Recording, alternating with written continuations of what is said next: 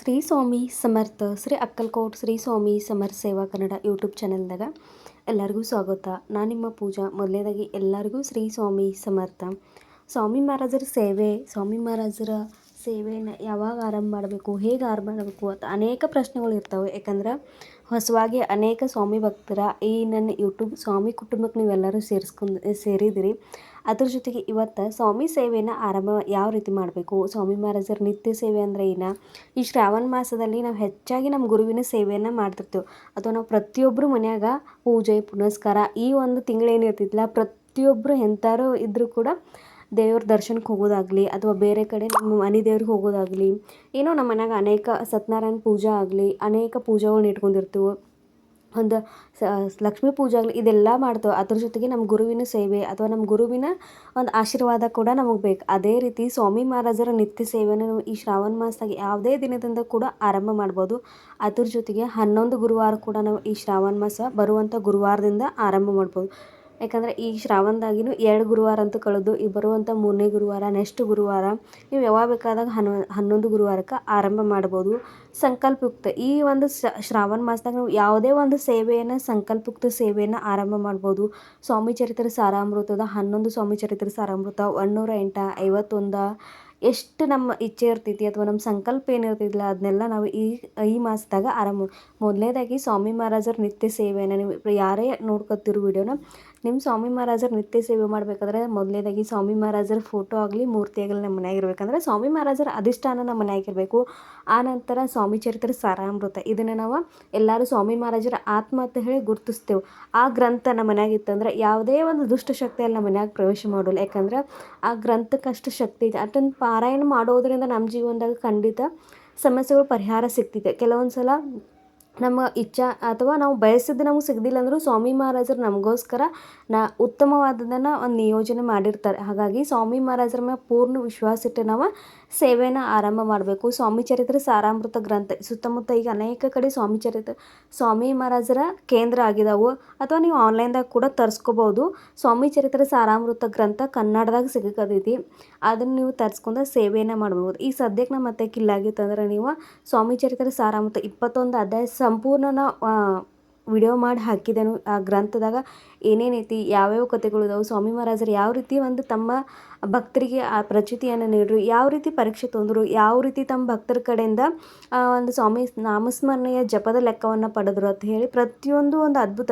ಪ್ರತಿಯೊಂದು ಸಲ ನಾವು ಓದುವಾಗ ಒಂದು ವಿಶೇಷ ಅರ್ಥ, ಒಂದು ಬೇರೆ ಬೇರೆ ರೀತಿ ನಮ್ಮ ಜೀವನದಾಗಿರುವಂಥ ಸಮಸ್ಯೆಗಳಿಗೆ ಸ್ವಾಮಿ ಮಹಾರಾಜರ ಆ ಗ್ರಂಥದ ಮುಖಾಂತರ ನಮಗೆ ಒಂದು ಪರಿಹಾರವನ್ನು ನೀಡ್ತಿರ್ತಾರೆ. ಅದ್ರ ಜೊತೆಗೆ ನೀವು ಸ್ವಾಮಿ ಮಹಾರಾಜರ 1 ಲಕ್ಷ ಈ ರೀತಿ 1,15,00,000 ಈ ರೀತಿ ಜಪಗಳನ್ನು ಕೂಡ ನಾವು ಈ ಸಂಕಲ್ಪಯುಕ್ತ ಸೇವೆಯನ್ನು ಮಾಡ್ತಿರ್ತಾರೆ. ಯಾಕಂದರೆ ಕೆಲವೊಂದು ಸಲ ಏನೋ ಒಂದು ಸ್ವಾಮಿ ಭಕ್ತರಿಗೆ ಗುರುತಿರ್ತೈತಿ ಅಥವಾ ಸ್ವಾಮಿ ಕೇಂದ್ರದಾಗ ಹೋಗೋರಿಗೆ ಪ್ರತಿಯೊಬ್ಬರು ಯಾವುದೇ ಒಂದು ಹೆಲ್ತ್ ಇಶ್ಯೂ ಇರಲಿ ಅಥವಾ ಯಾವುದೇ ಒಂದು ಆಪ್ರೇಷನ್ ಮಾಡುವಾಗ ನಾವು ಎಲ್ಲರೂ ಒಬ್ಬರಿಗೋಸ್ಕರ ನಮ್ಮ ಸ್ವಾಮಿ ಕುಟುಂಬದವರೆಲ್ಲರೂ ಕೂಡ ನಾಮಸ್ಮರಣೆಯನ್ನು ಇಷ್ಟು 1,15,00,000 ಮಹಾಮೃತ್ಯುಂಜಯ ಜಂಪ್ ಆಗಲಿ ಸ್ವಾಮಿ ಮಹಾರಾಜರ ನಾಮಸ್ಮರಣೆ ಆಗಲಿ ಮಾಡ್ತಿರ್ತೇವೆ. ಯಾಕಂದ್ರೆ ಆ ಜಪಕ್ಕೆ ಅಷ್ಟು ಮಹತ್ವ ಐತಿ, ಅಷ್ಟು ಆ ಮಂತ್ರಕ್ಕೆ ಅಷ್ಟು ಶಕ್ತಿ ಐತಿ. ಆ ಒಂದು ಏನೋ ಒಂದು ಪ್ರಾಬ್ಲಮ್ ಇದ್ದರೆ ಅದ್ರಾಗಿಂದ ಆ ಒಂದು ಸಮಸ್ಯೆದಿಂದ ಅವರ ಯಾವುದೇ ರೀತಿ ತೊಂದರೆ ಆಗದೆ ಮುಕ್ತ ಆಗಲಿ, ಅವ್ರಿಗೆ ಯಾವುದೇ ರೀತಿ ತೊಂದರೆ ಆಗದೆ ಅವ್ರು ಯಾವುದೇ ಒಂದು ಹೆಲ್ತ್ ಇಶ್ಯೂ ಇರಲಿ ಅದರಿಂದ ಅವ್ರು ಜಲ್ದಿ ಬೇಗ ಗುಣಮುಖರಾಗಲಿ ಅಂತೇಳಿ ನಾವೆಲ್ಲರೂ ಕೂಡಿ ಸೇವೆಯನ್ನು ಮಾಡ್ತಿರ್ತೀವಿ. ನಿಮಗೆಲ್ಲರಿಗೂ ಕೇಂದ್ರದಾಗ ಹೋದ್ರೆ ನಿಮಗೆಲ್ಲರಿಗೂ ಗುರ್ತಿರ್ತೈತಿ ಯಾವ ರೀತಿ ಸೇವೆಯನ್ನು ಮಾಡ್ತಿರ್ತಾರೆ ಒಬ್ರಿಗೋಸ್ಕರ ಒಬ್ಬರಲ್ಲಿ.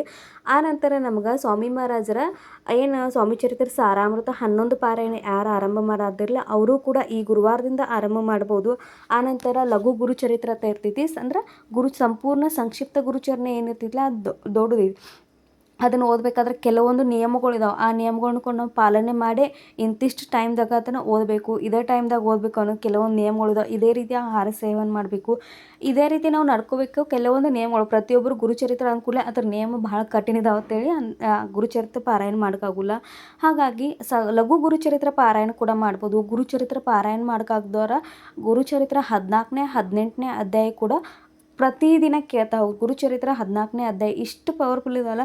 ಆರ್ಥಿಕ ಸಮಸ್ಯೆ ಆಗಲಿ ಅಥವಾ ಏನೋ ಒಂದು ಡಿಪ್ರೆಷನ್ ಆಗಲಿ, ಒಂದು ಏನೋ ನಮ್ಗೆ ಭಯದ ವಾತಾವರಣ ಇರ್ತೈತೆ ಅಥವಾ ಯಾವುದೋ ಒಂದು ಕೆಲಸದಾಗ ನಾವು ಅಪಯಶ ಆಗಿರ್ತೀವಿ, ಅದರಿಂದ ನಮ್ಗೆ ಆದಂಥ ಮಾನಸಿಕ ತೊಂದರೆ ಆಗಲಿ ಇದನ್ನೆಲ್ಲ ದೂರ ಮಾಡೋ ಶಕ್ತಿ ಆ 2 ಅಧ್ಯಾಯದಾಗಿದ್ದಾವೆ. ಆ ನಂತರ ನಮ್ಗೆ ಸ್ವಾಮಿ ಮಹಾರಾಜರ ತಾರಕ ಮಂತ್ರ ತಾರಕ ಮಂತ್ರ ಇಷ್ಟು ಶಕ್ತಿ ಇತ್ತಲೆ ಯಾವುದೇ ಒಂದು ಹೆಲ್ತ್ ಇಶ್ಯೂ ಇರಲಿ ತಾರಕ ಮಂತ್ರದ ತೊಗೊಂಡು ಕೂಡಲೇ ಮನಸ್ಸಿಗೆ ಒಂದು ರೀತಿ ನೆಮ್ಮದಿ ಇರ್ತೈತಿ. ನಾವು ಹಾಸ್ಪಿಟ್ಲಿಗೆ ಹೋಗಲಿ ಅಥವಾ ಇರಲಿ ಆ ಒಂದು ಏನು ಆ ತಾರಕ ಮಂತ್ರದಾಗ ಇರುವಂಥ ಶಕ್ತಿ ಏನಿರ್ತೈತಿಲ್ಲ ನಮಗೆ ಆ ಒಂದು ತೀವ್ರತೆಯನ್ನು ನಮ್ಮ ನೋವಿನ ತೀವ್ರತೆಯನ್ನು ಕಡಿಮೆ ಮಾಡ್ತಿರ್ತೈತಿ. ಹಾಗಾಗಿ ಇಷ್ಟೆಲ್ಲ ಸೇವೆಗಳಿದಾವೆ. ಅದಕ್ಕಿಂತ ಹೆಚ್ಚಾಗಿ ನಾವು ಕೂತ ಸೇವೆ ಮಾಡಬೇಕು. ಯಾವಾಗ ನಾವು ಕೆಲಸ ಮಾಡ್ತಿರ್ತೀವಿ ಅದ್ರ ಜೊತೆಗೆ ನಾಮಸ್ಮರಣೆ ಅನ್ನೋದು ಮಾಡಬೇಕಾಗಿರ್ತೈತಿ. ಸ್ವಾಮಿ ಮಹಾರಾಜರು ನಾವು ಏನು ಯಾವುದು ತೋರಿಸ್ತೀವೋ ಏನು ಮಾಡ್ತೀವೋ ಅದೆಲ್ಲ ಇಲ್ಲ. ಸ್ವಾಮಿ ಮಹಾರಾಜರ ಮ್ಯಾಗೆ ಎಷ್ಟು ವಿಶ್ವಾಸ ಇಟ್ಟ ಎಷ್ಟು ಅಂತಃಕರಣದಿಂದ ನಾವು ಅವ್ರ ಸೇವೆಯನ್ನು ಮಾಡ್ಕೋದೆವು, ಎಷ್ಟು ಅವ್ರು ನಮ್ಗೆ ನಾವು ಅವ್ರನ್ನ ನಂಬಿದೆವು ಅನ್ನೋದ್ರ ಮ್ಯಾಗ ಸ್ವಾಮಿ ಮಹಾರಾಜರು ನಮಗೆ ಪ್ರಚಿತಿಯನ್ನು ಮಾಡ್ತಾರೆ. ನಾವು ಕೆಲವೊಂದು ಸಲ ನೋಡಿರ್ತೇವೆ ಎಲ್ಲೋ ಸ್ವಾಮಿ ಮಹಾರಾಜರನ್ನ ಅಷ್ಟು ಸೇವೆ ಮಾಡಿ ಇವತ್ತು ಇಷ್ಟು ಗುರುಚರಿತ್ರೆ ನನ್ನ ಕಡೆಯಿಂದ ಪಾರಾಯಣ ಆದವು ಎಲ್ಲಕರ ಆದ ಅವ್ರಿಗೆ ಯಾವುದೇ ರೀತಿ ಪ್ರಚಿತಿ ಯಾಕಂದ್ರೆ ಅವ್ರ ಮನಸ್ಸಾಗ ಎಲ್ಲೋ ಒಂದು ಕಡೆ ಸಂಶಯ ಅನ್ನೋದು ಇರ್ತೈತಿ ಅಥವಾ ಏನೋ ಒಂದು ಕಾಡ್ತಿರ್ತೈತಿ. ನಾ ಈ ಸೇವೆ ಮಾಡ್ಕದನೋ ನಾ ಯಾವುದಕ್ಕೋಸ್ಕರ ಈ ಸೇವೆ ಮಾಡ್ಕದನೋ ಅದು ನನಗೆ ಸಿಗ್ತೈತೆ ಇಲ್ಲೋ ಅನ್ನೋ ಒಂದು ಡೌಟ್ ಇರ್ತೈತಿ. ಯಾವಾಗೂ ಸೇವೆ ಮಾಡುವಾಗ ಸ್ವಾಮಿ ಮಹಾರಾಜ ನನಗೆ ಇದು ಕೊಡ್ರತ್ತ ನೀವು ಸೇವೆ ಮಾಡ್ಬೇಕು. ಸ್ವಾಮಿ ಮಹಾರಾಜರ ನನ್ನ ಈ ಕೆಲಸಕ್ಕೋಸ್ಕರ ನಾ ಈ ಸೇವೆಯನ್ನು ಮಾಡ್ಕದನು ನೀವು ಅದನ್ನು ಪೂರ್ಣ ಮಾಡ್ತೀರ ನಂಬಿಕೆ ನನಗೈತಿ. ನನ್ನ ಕಡೆಯಿಂದ ಈ ಸೇವೆದಾಗ ಯಾವುದೇ ರೀತಿ ವಿಘ್ನ ಬರ್ದಂಗೆ ಈ ಸೇವೆಯನ್ನು ನೀವು ಸಮರ್ಪಣೆ ಮಾಡ್ಕೋರಿ ಅಥವಾ ಪೂರ್ಣ ಮಾಡ್ಕೋರಿ ಅಂತ ಹೇಳಿ ಸಂಕಲ್ಪ ಮಾಡಿ ನೀವು ಸೇವೆ ಮಾಡಿ ನೋಡ್ರಿ. ಖಂಡಿತವಾಗಿ ಸ್ವಾಮಿ ಮಹಾರಾಜರು ನೀವು ಊಹಿಸಿದ ನೀವೇನು ಯಾವುದಕ್ಕೋಸ್ಕರ ಮಾಡಿರ್ತಿರಲ್ಲ ಅದಕ್ಕಿಂತ ಜಾಸ್ತಿನೇ ನಿಮಗೆ ಕೊಡ್ತಾರೋ. ಹಾಗಾಗಿ ಸ್ವಾಮಿ ಮಹಾರಾಜರ ಸೇವೆ ಮಾಡುವಾಗ ನಮಗೆ ಬೇಕಾಗಿರೋದು ನಿಸ್ವಾರ್ಥ ಭಕ್ತಿ, ಸ್ವಾಮಿ ಮಹಾರಾಜರ ಮ್ಯಾಗ ದೃಢವಾದ ವಿಶ್ವಾಸ. ಸ್ವಾಮಿ ಮಹಾರಾಜರು ನಾವು ಸ್ವಾಮಿ ಮಹಾರಾಜರ ಸೇವೆದಾಗ ನಾವು ಒಂದು ಹೆಜ್ಜೆ ಇಟ್ಟು ಅಂದರೆ ಸ್ವಾಮಿ ಮಹಾರಾಜರು ನಮಗೋಸ್ಕರ 10 ಹೆಜ್ಜೆ ಇಟ್ಟಿರ್ತಾರೆ. ನಮಗೋಸ್ಕರ ಉತ್ತಮವಾದನ್ನು ಅವ್ರು ಆಯ್ಕೆ ಮಾಡಿಟ್ಟಿರ್ತಾರೋ. ಹಾಗಾಗಿ ಸ್ವಾಮಿ ಮಹಾರಾಜರ ಆಯೋಜಿಸುವಂಥ ಅಥವಾ ನಮ್ಮ ಜೀವನದಾಗ ಬರುವಂಥ ಪ್ರತಿಯೊಂದು ಸಮಸ್ಯೆ ಆಗಲಿ ಪ್ರತಿಯೊಂದು ಘಟನೆ ಆಗಲಿ ನಮಗೊಂದು ಅನುಭವವನ್ನು ನೀಡಿ ಹೋಗ್ತಿರ್ತೈತಿ.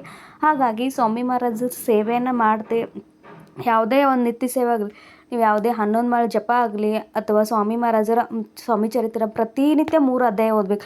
ನೆಕ್ಸ್ಟ್ ಆ 21 ಅಧ್ಯಾಯ ಮುಗ್ದಂದ್ರೆ ಏನು ಮಾಡ್ಬೇಕಂತ ಕೇಳ್ತಾರೆ. ಕಂಟಿನ್ಯೂ ನೋಡ್ರಿ ಒಂದ್ಸಲ ನಾವು ನಿತ್ಯ ಸೇವೆ ಅಂದ್ರೆ ನಾವು ನಿತ್ಯ ಊಟ ಮಾಡ್ತೇವೆ ಮಲ್ಕೋತೇವೆ ಇದೆಲ್ಲ ನಮ್ಮ ನಿತ್ಯ ಕರ್ಮಗಳು ಅಂತ ಕರಿತೇವೆ. ಅದೇ ರೀತಿ ನಿತ್ಯ ಸೇವೆ ಅಂದ್ರೆ 21 ಅಧ್ಯಾಯ ಮುಗ್ದಂದ್ರೆ ಮತ್ತೆ ನೆಕ್ಸ್ಟ್ ಫಸ್ಟ್ರಿಂದ ಆರಂಭ ಮಾಡ್ಬೇಕು. ಅದೇ ರೀತಿ ನಾವು ಪ್ರತಿದಿನ 3 ಅಧ್ಯಾಯನ ಹೋಗ್ತಾ ಅಂದ್ರೆ ನಾವು ಎಲ್ಲಿವರೆಗೂ ಇರ್ತೇವಲ್ಲ ಅಲ್ಲಿವರೆಗೂ ಸ್ವಾಮಿ ಮಹಾರಾಜರ ನಿತ್ಯ ಸೇವೆಯನ್ನು ಮಾಡಬೇಕು.